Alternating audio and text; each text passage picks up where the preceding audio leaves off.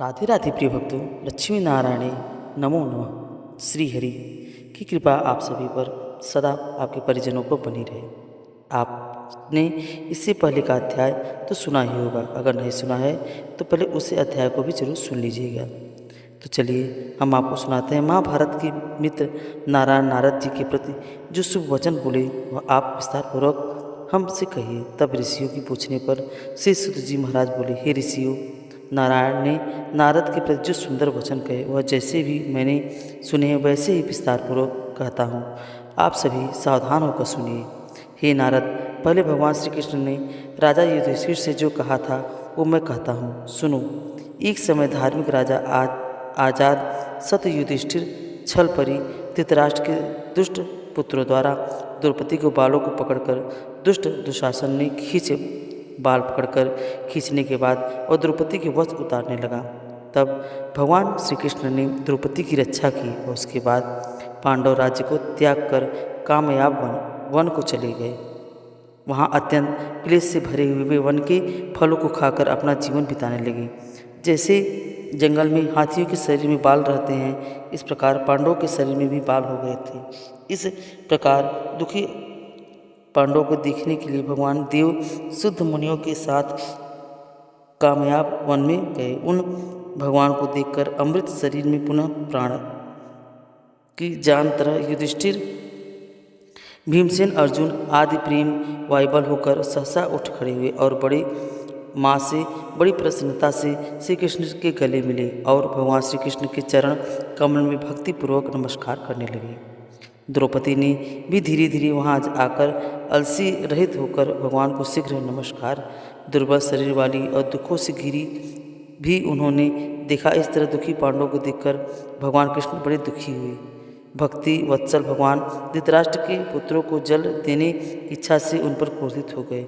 विश्व के आत्मा बाहों को चढ़कर गुलर कर दिखने वाले करोड़ कल के कराल मुख की तरफ मुख वाले धधकती हुई प्रलय की अग्नि के समान उठे हुए थे।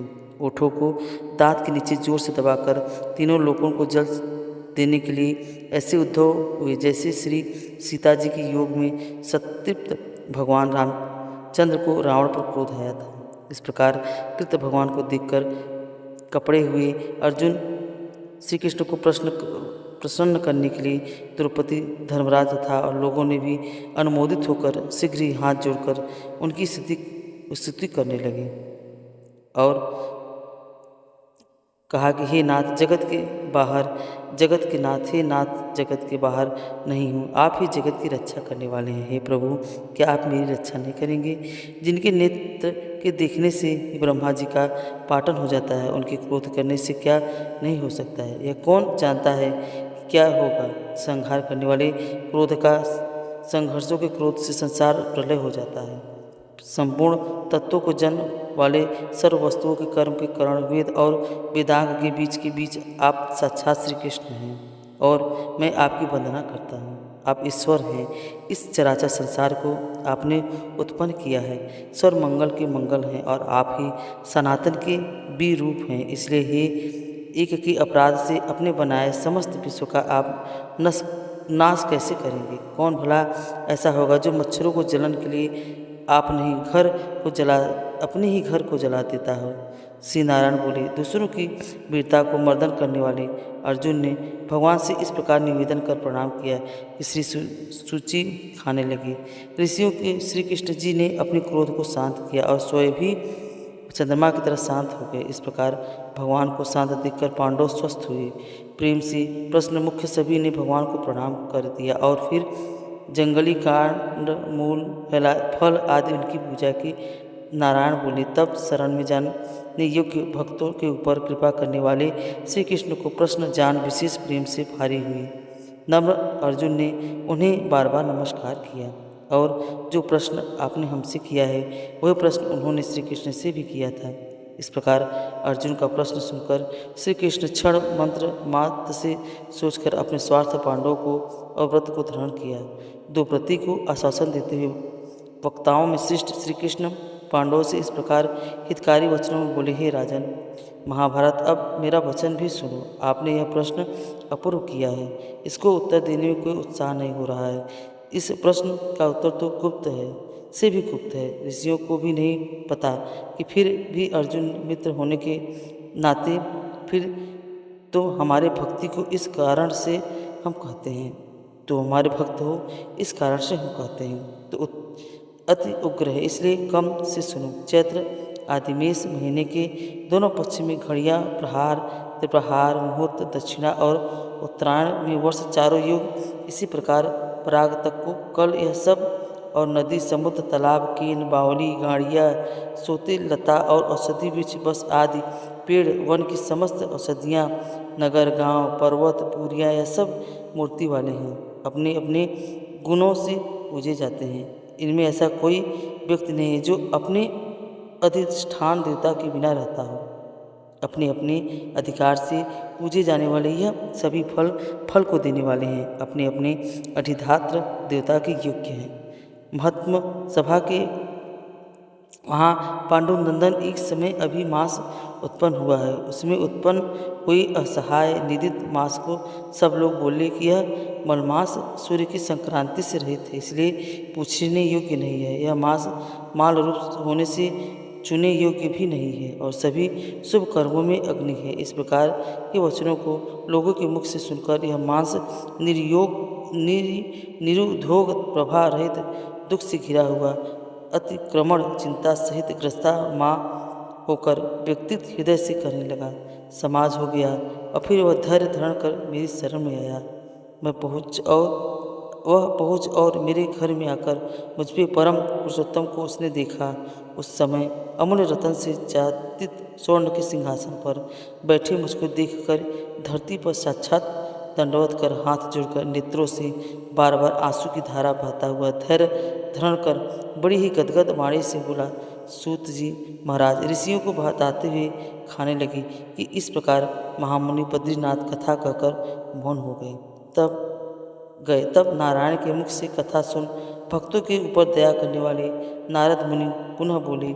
नारद मुनि बोले, इस प्रकार अपने पूर्ण कल से विराजमान भगवान विष्णु के निर्मल भवन में जाकर भक्ति द्वारा मिलने वाले जगत के पापों को दूर करने वाले योगिया को भी शीघ्र न मिलने वाले, जगत को वरदान देने वाले ब्रह्मा रूप मुकुंद, जहाँ पर उनके चरण कमल शरण में आया हुआ अधिवास या बोला। तब नारायण भगवान ने देवासी नारद को मलमास द्वारा कही गई जो भी बातें बताई वह सब आप सभी अगले अध्याय में सुनिएगा। तो भक्तों, अब हम सुनते हैं विष्णु भगवान की आरती। ओम जय जगदीश हरे, स्वामी जय जगदीश हरे। भक्त जनन के संकट, भक्त जनों के संकट क्षण में दूर करे।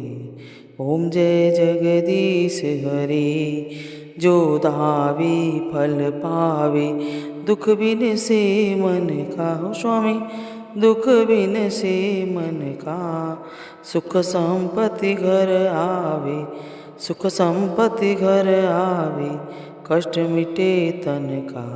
ओम जय जगदीश हरे। मात पिता तुम मेरे, शरण गहूँ मैं किसकी हो स्वामी, शरण गहूँ मैं किसकी। तुम प्रण परमात्मा, तुम मुक्ति परमात्मा, तुम अंतर्यामी। ओम जय जगदीश हरे। तुम करुणा के सागर, तुम पालन करता हो स्वामी, तुम पालन करता। मैं मूर्ख कल कामी, कृपा करो भरता। ओम जय जगदीश हरे। तुम हो एक अगोचर, सबके प्राणपति हो स्वामी, सबके प्राणपति।